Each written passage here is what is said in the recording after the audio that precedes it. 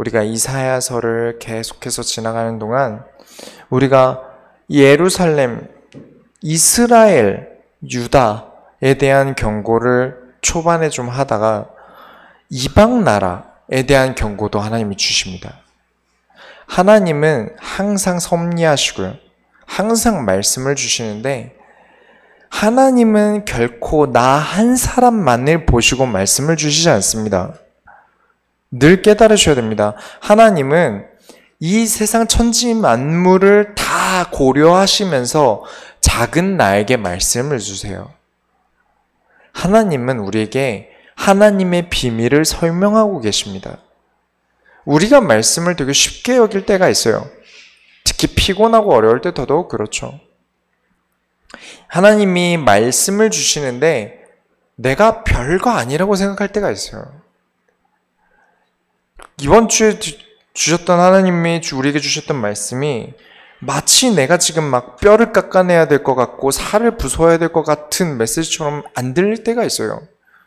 물론 그렇게 극단적으로 들리라는 게 중요한 건 아닙니다. 그러나 우리가 경각심을 놓칠 때가 있다는 말입니다. 하나님이 내게 주신 은혜를 소홀히 할 때가 있다는 거예요. 너무 과해서도 안 되지만 너무 없어서도 안 됩니다. 그렇죠. 모든 경계심과 긴장은 그런 겁니다. 이번 주에도 말씀을 드렸죠. 그래서 오늘은 다시 남유다에 대한 예언으로 돌아옵니다. 지금까지 이방 나라를 한 바퀴 쭉 돌고 이제 다시 한번 이스라엘을 돌아보기 시작합니다.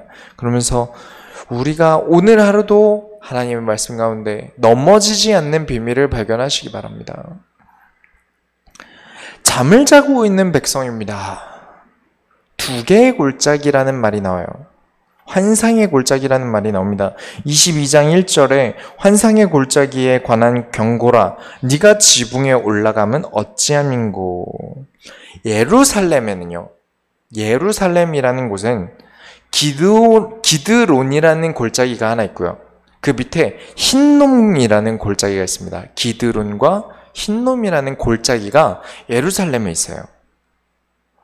기드론은 어두운, 혼탁한 이라는 뜻을 가지고 있습니다.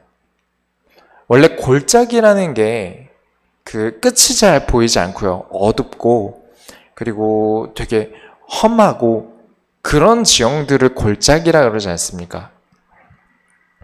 그래서 기드론 역시도 어두운, 혼탁한이라는 이름을 뜻을 가지고 있기 때문에 무덤으로 사용했습니다. 주로 이 유다의 이스라엘에 있는 사람들의 무덤으로 썼어요. 유대인들의 무덤 혹은 왕가의 무덤 등으로 사용한 땅이 기드론 골짜기입니다. 그래서 기드론 골짜기는 비록 무덤이긴 하지만 깨끗하게 사용했어요. 성경에서도 좋은 이미지로 많이 나옵니다. 그 반면에 흰놈이라는 골짜기는 아주 안 좋게 쓰인 골짜기예요. 유다왕, 남유다왕 아하스 시대에 바알 신상과 몰렉 신상을 우상으로 세웠던 장소가 이 흰놈 골짜기예요. 그래서 하나님의 종 요시아라는 훌륭한 왕이 나타났을 때 이 우상들을 전부 다 내다 버리게 시킵니다. 그래서 이 신상이 세워졌던 곳을 이 우상들을 내다 버리게 되니까 그곳이 쓰레기 소각장이 됐어요. 그렇죠. 우상만한 쓰레기가 없습니다. 우리 마음속에 있는 어떤 우상이라도 쓰레기로 간주하시고 버리시기 바랍니다. 그래서 우상을 다 태우는 김에 쓰레기들이나 이런 것들을 다 수도에서 나오는 쓰레기들을 버리는 소각장이 된 것이죠. 그리고 특별하게 봐야 되는 것은 율법을 어겨서 죽인 사람, 이방인, 반역자, 문둥병자 등 부정한 질병으로 죽은 자, 그리고 오갈 데 없이 살다가 이름 없이 죽거나 거지나 혹은 유랑자들의 시체를 이 흰놈 골짜기에 매장했어요. 이 골짜기 두 개의 속성이 완전 다르죠. 가룟 유다가 자살한 골짜기가 이 흰놈 골짜기입니다. 아겔다마라고 이름을 붙였죠. 여기가 흰놈 골짜기에 있는 장소예요. 그냥 의미가 아니겠죠. 가룟 유다가 자신을 얼마나 죄인이라고 생각했길래 자신을 율법을 어긴 사람, 이방인, 그리고 유랑자, 이런 반역자라고 생각했기 때문에 그 장소에서 자살을 한 겁니다. 굳이. 자기 자신을 완전 죄인 취급하면서 죽었어요. 그만큼 개념이 있다고 생각합니다. 이유가 있고 의미가 있다고 생각해요. 이 내용들은 나중에 신약에 들어가서 더 깊이 다루도록 하고, 지금 예루살렘에 대해서 이렇게 경고를 주시는데, 우리가 지난주에 우리가 보았던 해변광가처럼 이번에도 하나님께서 예루살렘을 보실 때 느껴지는 바를 설명하고 계신 겁니다. 이 골짜기 두 개를 가지고 하나님이 예루살렘을 설명하고 계세요. 환상의 골짜기라고 하는데, 이게 우리식으로 말하면 환상의 골짜기가 맞지만 히브리어로 보니까 꿈, 묵시라는 뜻으로 쓰입니다. 22장 2절에 소란하며 떠들던 성, 즐거워하던 고을이여. 예루살렘이 소란하여 떠들고 하나님의 재앙이 어디서 일어난지도 모르고 즐거워하고 있습니다. 21장까지 다른 나라에 대한 재앙, 죄와 죄에 대한 재앙, 심판의 말씀들이 선포되어지고 있는데, 이 골짜기와 산들에 둘러싸여서 아무것도 모르고 하나님의 계획에도 관심도 없이 자기들끼리 소란하고 떠들고 즐거워하는 모습이 우물 안의 개구리인 것입니다. 전혀 현실을 모르고, 현재 상황을 모르고 자기들끼리 꿈을 꾸고 있는 거예요. 꿈을 꾸고 있는 겁니다. 현실에 대한 감각이 없어요. 지금 하나님의 말씀이 어떻게 선포되어지고 있는지 진짜 영적인 사실에 대한 개념이 없는 겁니다. 자고 있는 것이죠. 우리는 하나님의 계획 속에 사는데요. 우리 예배 드리잖아요. 우리는 성전에서 하나님을 섬기는데요. 라고 하면서 정작 영적으로는 자고 있어서 아무것도 모른다는 것입니다. 그래서 환상의 골짜기라고 하나님이 설명하신 거예요. 현장 없는 훈련이 무의미한 이유도요. 말씀을 듣고도 현장에 나가서 말씀을 전혀 묵상하지 않는 것도요. 현장에 말씀을 적용하지 않는 것, 하나님의 계획을 전혀 모르고 나는 하나님의 계획을 안다 하고 있는 것이 지금 이 나타나고 있는 남유다와 똑같다는 겁니다. 그래서 우리가 교회를 시작하면서 우리가 원단에 뭐라고 외쳤습니까? 현장에서 말씀으로 승리하는 것이 진짜 교회를 향한 도전이라고 그래서 말씀을 드린 겁니다. 이스라엘, 남유다 사람들은 우리끼리 예배 잘 드렸고 잘했고 우리 하나님 말씀 들었고 성전에서 하나님 섬겼지 않냐? 그러면서 현장에 대한 감각은 아무것도 없고 현장에 나타나고 있는 하나님의 말씀과 계획에 아무 관심이 없고 우리들끼리 그냥 잘하고 있지 않냐라면서 꿈을 꾸고 있고 환상을 보고 있는 겁니다. 우리는 그렇지 않기 위해서 진짜 교회를 향한 도전은, 교회가 승리하는 도전은 내가 현장에서 말씀을 붙잡고 승리하는 것이다. 그래서 우리 교회가 교회를 향한 도전을 한 겁니다. 진짜 영적인 비밀을 발견하셔야 됩니다. 이번 주에 강단 말씀에도 우리가 생각했던 불신한 거 전혀 다르죠. 성경이 말하는 불신한 건 전혀 다릅니다. 우리가 교회를 향한 도전도 교회 와서 뭔가 많이 하는 것을 도전이라고 생각하고 교회에 대한 봉사를 하는 게 교회를 향한 도전이라고 생각을 하지만 진짜 교회를 향한 도전은 되려 현장에서 응답받는 것입니다. 믿지 않으시기 바랍니다. 22장 2절부터 3절에 너희 죽임을 당한 자들은 칼에 죽는 것도 아니요 전쟁에 사망한 것도 아니라 너희 관원들도 다 함께 도망하였다가 활을 버리고 결박을 당하였고 너희 멀리 도망한 자들도 발견되어 다 함께 결박을 당하였도다. 우리가 이사야서를 최근에 계속 이스라엘이 아닌 타국에 대한 예언을 보아서 잊으실 수 있지만 이사야를 통해 계속해서 아수르에 의지하지 말라고 경고했었습니다. 우리가 지금 타국 다른 민족들에 대한 예언을 듣다가 잊으실 수도 있을 수도 있지만 사실 계속해서 아수르에 대한 이스라엘에 대한 하나님의 계획을 보여주셨어요. 아무것도 모르고 바보같이 아수르에 의지하고 우상을 데려오고 아수르에게 조공을 바치고 있으니까 아수르가 우리를 지켜줄 거야 라면서 만족하고 있는 이 백성들의 미래는 나중에 아수르의 막대한 힘 앞에 전쟁조차 하지 못하고 싸워보지도 못하고 다 함께 도망하였다가 결박당해서 포로로 끌려가게 됩니다. 그게 이 나라의 미래예요. 여러분이 말씀을 가지고 이 세상에서 도전하는 게 피곤할 수도 있고요. 어려운 일이라 두려울 수도 있습니다. 그런데 정작 말씀을 가지고 세상에 도전하지 않으면 우리가 되려 적의 포로로 끌려갑니다. 다를 바가 없어져요. 하나님의 인도가 아니라 사람의 포로가 돼서 보이지 않는 족쇄로 인해서 계속 세상에 끌려다니게 됩니다. 여러 가지 정치적인 문제들이 남아있지만 미국의 극작가 중에 영향력이 있었던, 이미 고인이 됐지만 리로이 존스라는 흑인 작가가 이런 말을 했습니다. 노예가 노예로서 삶에 너무 익숙해지면 놀랍게도 자신의 다리에 묶여있는 쇠사슬을 서로 자랑하기 시작한답니다. 어느 쪽 쇠사슬이 빛나는가, 더 무거운가 등, 그리고 쇠사슬에 묶여있지 않는 자유인들을 비웃기까지 한답니다. 하지만 노예들을 묶고 있는 것은 사실 한 줄의 쇠사슬일 뿐이라는 거죠. 어떻게 생각하십니까? 이번 주의 강단을 생각해 보세요. 인도받지 않으면 하는 행동들이 너무 이상해집니다. 사람이 말씀을 따라서 인도받지 않으면 완전 이상해져요. 사람이 이상해집니다. 말씀 없이 살아가는 삶에 익숙해지면 죄인 줄도 모르고 죄에 묶인 줄도 모르고 자기 생각대로 오해하고 사실 확인 없이 오해를 공론화하고 모함을 시작하다가 사람을 끌어모으기까지 합니다. 이 세상을 하나님이 주시는 기쁨으로 온전하고 강인하고 강건하게 살아가고 싶으십니까? 단언컨대 하나님 말씀에 의존하여 세상에서 인도받으면서 살아가시기 바랍니다. 말씀만 듣는 것도 절대 건강한 게 아니고요. 말씀을 잊고 세상만 살아가는 것도 절대 건강한 게 아닙니다.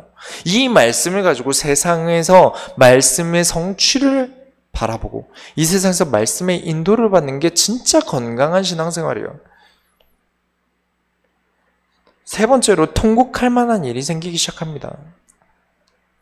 4절부터 5절에 그러므로 내가 말하노니 돌이켜 나를 보지 말지어다. 나는 슬피 통곡하겠노라. 내 딸 백성이 패망하였으므로 말미암아 나를 위로하려고 힘쓰지 말지니라. 환상의 골짜기에 주 만군의 여호와께로부터 이르는 소란과 발핌과 혼란의 날이여 성벽의 무너뜨림과 산악에 사무쳐 부르짖는 소리로다. 이사야가 너무 슬퍼서 통곡을 합니다. 자존심상 자신을 보지 말아달라는 것이죠.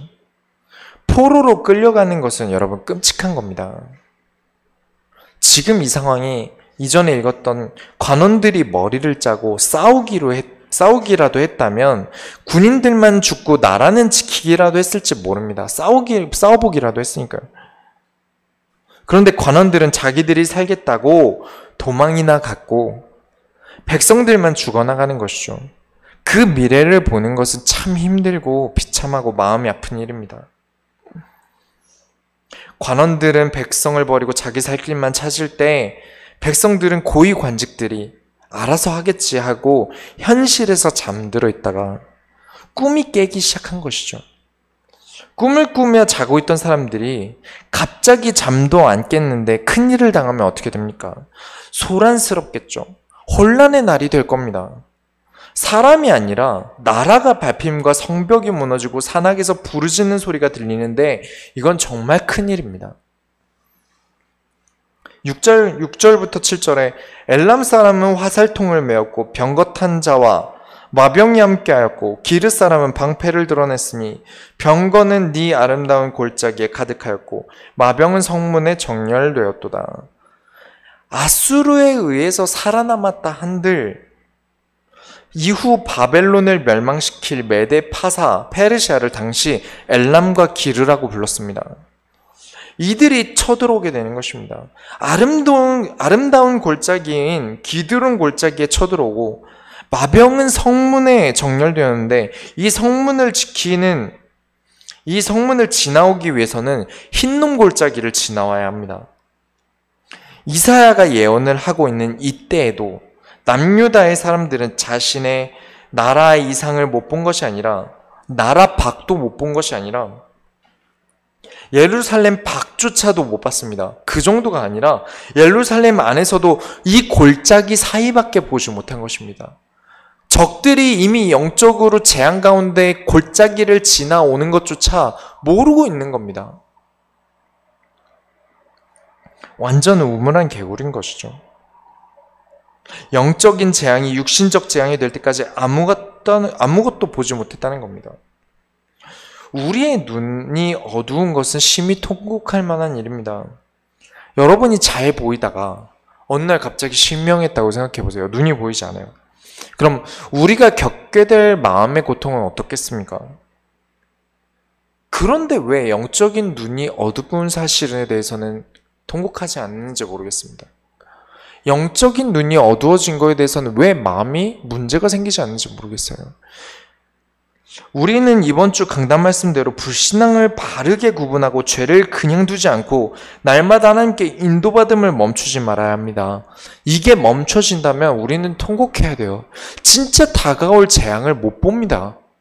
진짜 다가올 크고 비참한 일들을 보지 못해요.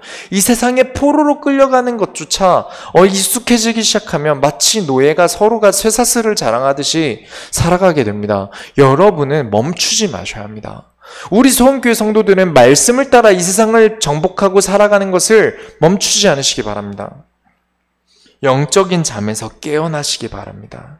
눈을 뜨시기 바랍니다. 두 번째로 세상 어떤 노력으로 얻을 수 없는 것이 있습니다. 그것이 무엇이죠? 하나님의 용서는 세상의 방법으로 받을 수 없습니다. 이 세상을 살아가는 데 있어서 하나님이 많은 것들을 사용하시지만 용서라는 것만큼은 세상의 것으로 할 수 없어요. 많은 사람들이 살아보기 위해서 방법을 써봅니다. 22장 8절에 그가 유다에게 덮였던 것을 벗김에 그날에야 네가 숲을 곳간의 병기를 바라보았고. 그냥 당할 수 없지 않습니까? 싸워보기라도 해야죠. 고위 관직들은 도망갔지만 백성들은 싸울 생각을 해야 되지 않습니까? 남유다가 전쟁 때문에 잠을 깹니다. 씌워져 있던 것들이 벗겨졌어요. 우리가 이제 이렇게 완전 좋아하는 사람이 생기면 이렇게 씌었다고 하지 않습니까? 눈에 뭐가 씌어서 그랬다 이러면서 내가 사기를 당했다 결혼했는데 막 이런 얘기들 하시지 않습니까?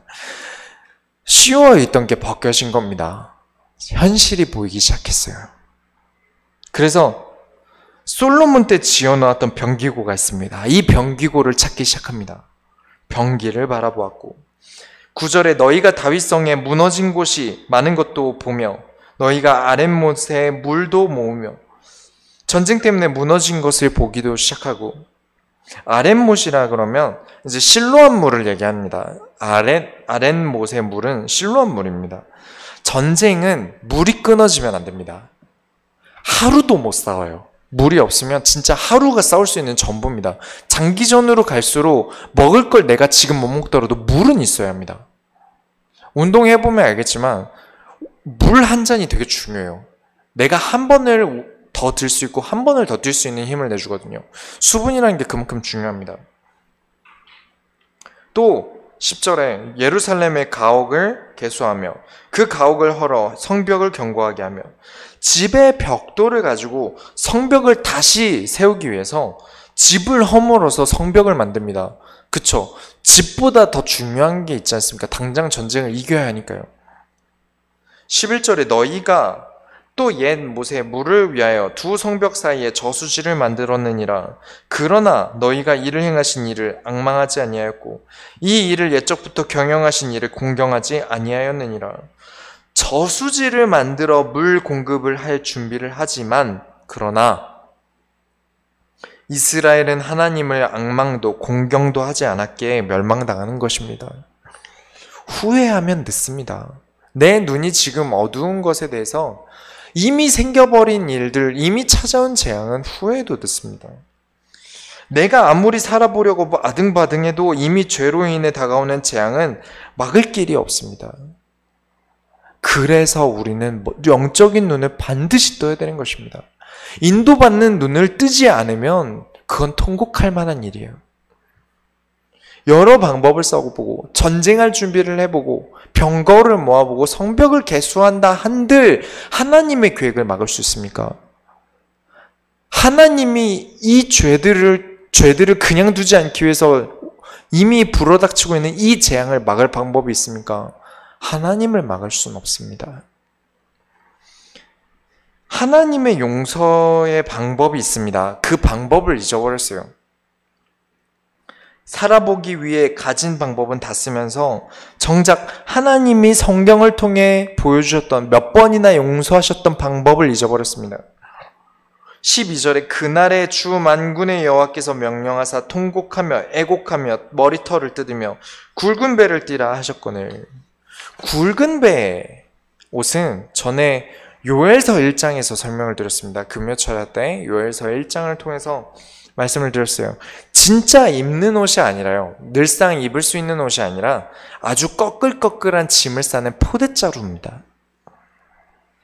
착용감이 완전 별로인 이 포대자루를 입는 이유는 정말 슬픈 일을 겪을 때, 장례 때, 나라에 큰일이 났을 때, 하나님께 회개해야 할 때 사용하는 것입니다. 통곡하고 애곡하며 머리털을 뜯는다는 것은 이스라엘에서 슬플 때마다 하던 일이에요. 자기 몸의 털을 손으로 뽑는 게 어떤 의식적인 게 아니라 너무 속상하고 화가 나서 하는 행동이라는 거죠. 마음이 요동칠 때 하던 행동입니다. 그런데 이 패배에 절어버린 죄의 노예가 돼서 더 죄인인가 자랑하듯이 하는 행동이 13절에 너희가 기뻐하며 즐거워하여 소를 죽이고 양을 잡아 고기를 먹고 포도주를 마시면서 내일 죽으리니 먹고 마시자 하는도다. 취해 있는 겁니다. 취해버렸어요. 먹고 죽자입니다. 어차피 죽을 거 먹고 죽자면서 기쁘게 마셔요. 우리 인생이 이만큼 지혜가 떨어져서는 안 되고 이만큼 현실 감각이 없어서는 안 됩니다. 하나님이 용서하는 방법을 지금 말씀을 통해 알려주지 않으셨습니까? 이전부터 많은 세대에 많은 선지자들에게 알려주셨고 이미 그 전부터 창세기부터 굵은 배 옷에 대한 개념은 이미 있었고 그러나 이들은 하나님의 방법은 잊었어요. 내 방식대로 병거도 세우고 전쟁도 했지만 더는 안 되겠다. 어차피 내일 지니까 어차피 내일 죽으리니 먹고 마시자. 하나님을 완전히 잊은 겁니다.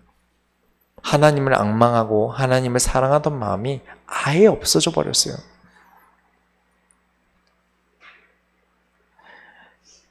지금도 그렇습니다만 회개하는 방법을 지금도 복음주의라는 말로 부정하는 사람들이 있습니다.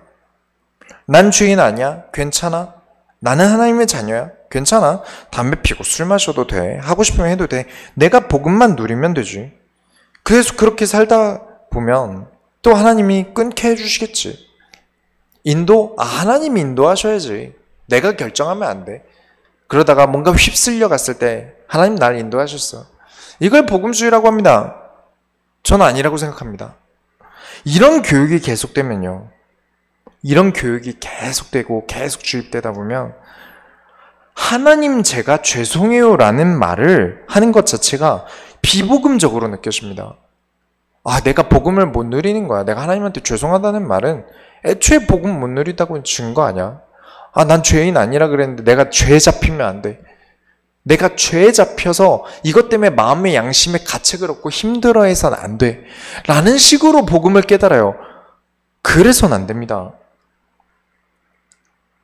회개는 그리스도를 찾는 방법인데요. 지금 이 순간도 나를 돌이켜보는 방법 아닙니까? 이 방법을 잊고 더는 답이 없다. 하던 짓이나 더 하자. 그냥 하자. 하나님이 복음 때문에 난 하나님 자녀니까 지켜줄 거야. 내일 혹시 죽을 거니까 먹고 마시자. 그들을 향해 하나님이 말씀하십니다. 지금 이 시대에도 부디 이 말씀이 전달되어지기 바랍니다. 그리스도를 통하여 나의 부족함을 하나님께 보이며 회개와 하나님이 내 인생에 필요하다며 매달리지 않는 모든 이들에게 이 말씀이 전달되기 바랍니다. 14절입니다. 만군의 여호와께서 친히 내 귀에 들려 이르시되 진실로 이 죄악은 너희가 죽기까지 용서하지 못하리라 하셨으니라. 주 만군의 여호와의 말씀이니라. 이 말씀의 성취를 예를 15절부터 보여줍니다. 15절부터 16절에 주 만군의 여호와께서 이르시되 너는 가서 그 국고를 맡고 왕국 맡은 자 셈나를 보고 이르기를 네가 여기와 무슨 관계가 있느냐? 여기에 누가 있기에 여기서 너를 위하여 묘시를 팠느냐? 높은 곳에 자기를 위하여 묘시를 팠고 반석에 자기를 위하여 처소를 쪼아내었도다. 아까 이스라엘의 좋은 묘자리가 어디라고 말씀드렸죠? 기드론 골짜기입니다. 국고를 맡고 왕궁의 큰 직무를 맡고 있는 왕 다음 대신인 셈나라는 사람이 지금 이 환상의 골짜기에서 상황 파악 못하고 자기 좋은 묘자리를 파고 있습니다. 두고두고 시대에 자기 이름을 남기기 위해 묘를 파고 반석에 자신의 처소를 견고하게 만듭니다.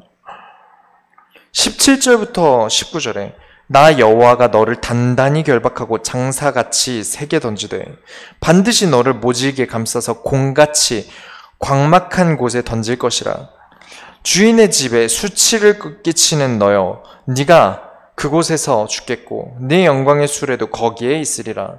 내가 너를 네 관직에서 쫓아내며 네 지위에서 낮추리니. 모질게 감싸서 공같이 광막한 곳에 내다 던진다고 하셨는데 이곳이 어디입니까? 아까 죄 지은 사람, 이방인, 반역자 등의 시체를 어디다 버렸다 그랬죠? 흰놈 골짜기에 버렸습니다. 완전히 입장을 바꾸겠다는 겁니다. 네가 이 환상의 골짜기에서 너 잘하고 있다고 생각하고 너는 하나님의 율법도 잘 지키고 있다고 생각하지? 아니야, 너는 흰놈 골짜기에 버려줘야 돼 라는 것이죠. 나라 일을 하면서 나 잘되고 나만 바라보다가 지금 이 세상에 이스라엘의 남유다에 다가오고 있는 재앙조차도 못 봅니다. 나라이라는 사람이, 왕 다음 대신이라는 사람이 꿈을 꾸고 있어요. 나 잘되는 꿈을, 나의 이름을 남기는 꿈을 꾸고 있어요. 내 묘지를, 좋은 묘자리를 잡는 꿈을 꾸고 있어요. 지금 당장 재앙이 몰아닥치고 있는데 말씀은 보지 않고 관심도 없습니다. 하나님의 계획에도 관심이 없어요. 그 대표적인 예로 이 사람 셈나라는 사람을 예로 들고 있는 것입니다. 그리고 반대로 하나님께 의지한 사람의 이야기를 합니다. 20절부터 22절에 그날에 내가 hil기야의 아들 내 종 엘리야김을 불러 네 옷을 그에게 입히며 네 띠를 그에게 띄워 힘있게 하고 내 정권을 그의 손에 맡기리니 그가 예루살렘 주민과 유다의 집의 아버지가 될 것이며 내가 또 다윗의 집에 열쇠를 그의 어깨에 두리니 그가 열면 닫을 자가 없고 닫으면 열 자가 없느니라. 이 엘리야김은 김씨 집안 사람이 아닙니다. 원래 이름이 엘리야김이라는 사람인데 셈나가 맡고 있던 직위를 받아서 일을 하기 시작하고 셈나는 그 다음 직위로 내려갑니다. 이 사람은 하나님의 말씀을 심부름하는 사람이었어요. 아까 아수르 때문에 나라가 멸망할 일이 있었다 그러지 않았습니까? 진짜 예루살렘의 코앞까지 왔었어요. 이 재앙들이 아수르 군사들에 의해서 눈앞까지 왔던 적이 있습니다. 그 멸망을 막을 때 이 엘리야김이라는 사람을 하나님이 사용하십니다. 어떤 때였냐면 히스기야 때 아수르 군사 18만 5천이 진짜 성전 앞까지 왔던 사건입니다. 그 예언을 지금 이사야 때 하고 있는 거예요. 히스기야가 이사야에게 하나님께서 우리에게 어떤 말씀을 하실지 받아오라고 시킨 사람이 엘리야김입니다. 히스기야가 엘리야김을 보냈어요. 그때 히스기야는 성전에 올라가서 하나님께 기도합니다. 이사야는 하나님의 말씀을 받아 히스기야의 승리를 예언했고 그때 18만 5천의 군사가 천사 한 명에 의해 전멸하게 되는 사건이 있었습니다. 아까 말씀드렸죠. 사람의 방법으로는 이 방법을 막을 방법이 없어요. 다 취해서 정신 못 차리다가 잠 깨서 이제 싸우려고 한다 한들 이미 눈앞까지 와 있는 아수르 군사를 이길 방법이 없었습니다. 그러나 하나님은 막으셨어요. 하나님은 하셨습니다. 하나님은 능히 이기셨어요. 병거로도 할 수 없는 일을, 성벽을 지어서도 할 수 없는 일을 하나님은 하셨습니다. 하나님의 용서의 방법은 단 하나밖에 없습니다. 하나님 앞에 매달리고 하나님을 바라보고 하나님께 회개하며 하나님의 말씀에 성취를 이뤄달라는 기도밖에 없습니다. 히스기야가 그걸 했어요. 그 기도 때문에 승리한 줄 믿습니다. 하나님을 바라보니까 아무리 강한 아수르라 그래도 이기지 못했습니다. 하나님께 의지하는 하나님의 종들 때문에 하나님은 사람의 능력으로 할 수 없는 일까지도 이루셨습니다. 잊지 마시기 바랍니다. 우리의 방법은, 우리가 살아가는 방법은 우리의 능력 속에 있는 게 아닙니다. 하나님께 의지하고 하나님을 바라보고 하나님의 말씀을 시간표대로 나아가며 현장에서 승리하는 것입니다. 교회를 향한 도전이죠. 이게 멈춰지게 되는 순간을 하나님이 경고하십니다. 25절에 만군의 여호와께서 이르시되 그날에는 단단한 곳에 박혔던 못이 사그리니 그 못이 부러져 떨어짐으로 그 위에 걸린 물건이 부서지리라 하셨다 하라. 나 여호와의 말이니라. 하나님이 돌아보지 않으시면 엘리야김 같이 단단한 쇠의 못 같아도 누가 있더라도 부서질 것입니다. 사람의 것으로는 안 된다는 말입니다. 결론을 내리겠습니다. 하나님이 우리에게 주시는 비전은 우리식으로 말하면 언약이 붙어야 됩니다. 이 환상의 골짜기에서 환상을 영어 번역은 비전이라고 되어 있더라고요.